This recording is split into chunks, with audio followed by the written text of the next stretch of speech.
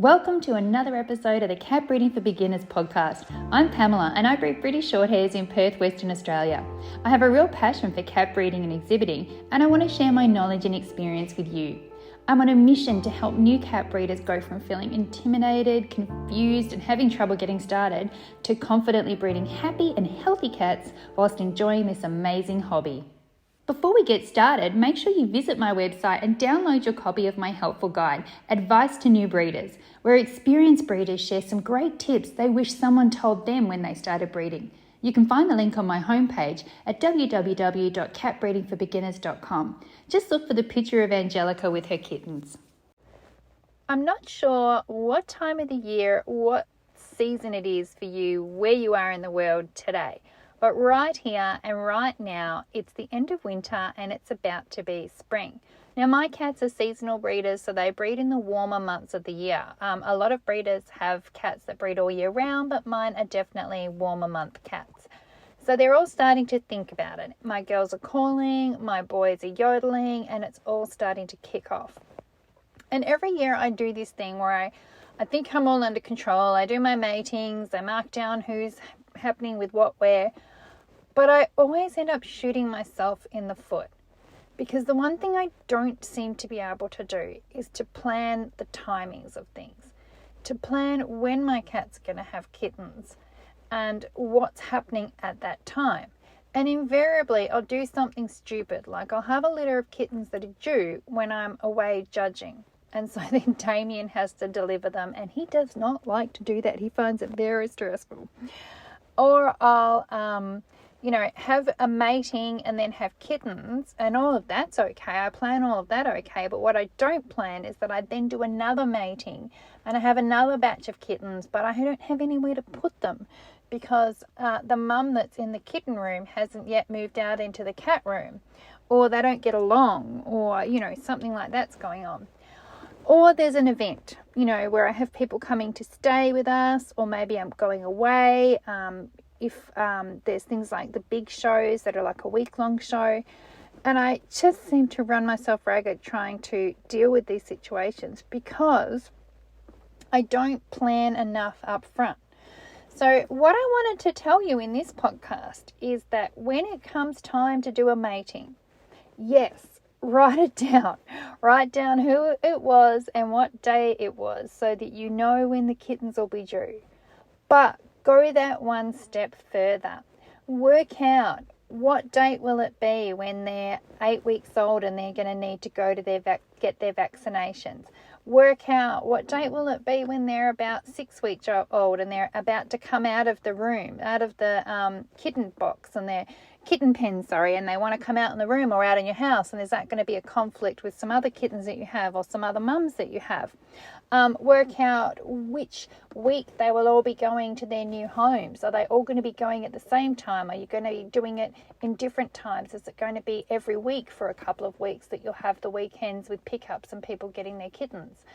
Make sure that they're all going to be able to go be de-sexed at the vets at the right time as well. So all of these things, that it takes 65 days for the cats to give birth. But then you've got 12 weeks after that where you need to plan as well. What's going to happen in those 12 weeks that you've got to work around? And I'll give you an example. I have some judging trips coming up. I'm going to Tokyo to judge, which is very exciting. I'm also going away on a cruise early next year. What else is happening? I have a couple of big shows here in Perth that I'll be doing. And of course there's Christmas in there as well, which is a very busy time with my business. So I need to plan around all of these things. So I'm really taking the time and making a conscious effort to do it for this particular season. Oh, I'm going to Norway somewhere in there as well.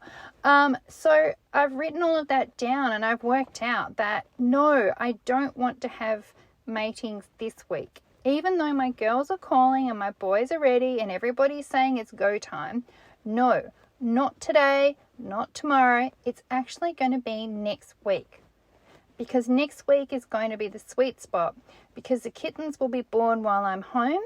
There is a week there, but there's a bit of a week when Damien's going to be away as well. So I have to do, I have to plan around that.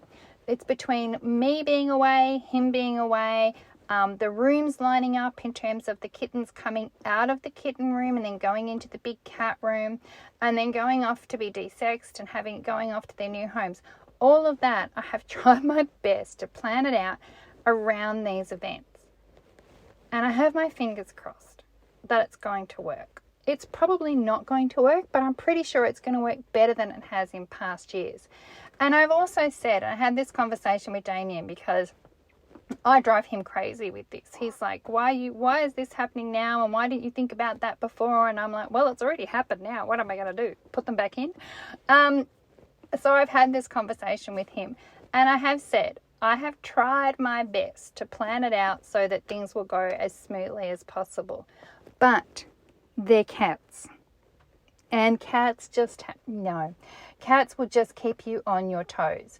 So for example, I have my first matings next week. I will be using my stud cat, Bobby.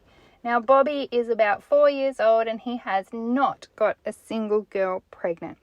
It is likely that Bobby is still not going to get a single girl pregnant, but I'm going to try one more time and see if we can get there. If he doesn't get them pregnant, then I'm going to have to go to my plan B, which is going to mean that they're going to be mated somewhere in the middle of my planning process. So I'm going to have to do it again carefully, work out my dates, work out what's going on and try again. But that may mean that I might need Damien to deliver a litter if I'm away, because this is the opportunity, you have to take it. So as much as possible, I'm going to plan it so that it's going to work out nice and smoothly. But like I said, it doesn't always go to plan. And I'll give you a really excellent but horrible example of that.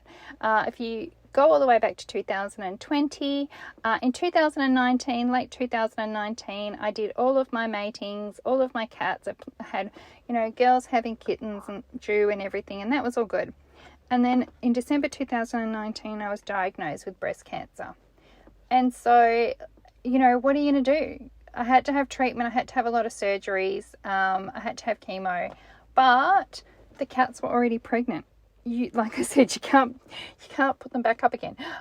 So we just had to do what we had to do. And some of my kittens were actually born while I was in hospital having a mastectomy. And this one was the one that had to be when it had to be, because it was the one that was actually removing the cancer. So that surgery had to happen on that date, and it just so happened that that was the date that my cat chose to give birth. So Damien and my mother-in-law were there at home, and they dealt with everything, and the kittens were born. I was there on the end of the phone in a video call, but couldn't really help too much because I was on serious pain medication. But they did it, and they did a great job. And sometimes life throws you curveballs. You just have to roll with it. What I'm saying is, as much as possible, have a plan. Because if you don't have a plan, you're really going to, like I said, shoot yourself in the foot. Have a plan. Think about all the things that are coming up. Think about things like Christmas. Think about things like going on holidays. Think about things like school holidays. Think about anything like that you need to think about. Write it all down and then work out between you've got the 65 days before they're born, and then you've got the 12 weeks before they leave home, and work out what's happening around that time and shift your dates for your matings so that you don't have yourself coming up against any of those events in terms of births or other important things that you need to do with your kittens. Anyway, that's just my advice. Ask me again in 12 months' time how it went, because chances are this might be all for nothing. Like I said, cats, they're just completely unpredictable, and so is life really. So hopefully that was helpful to you.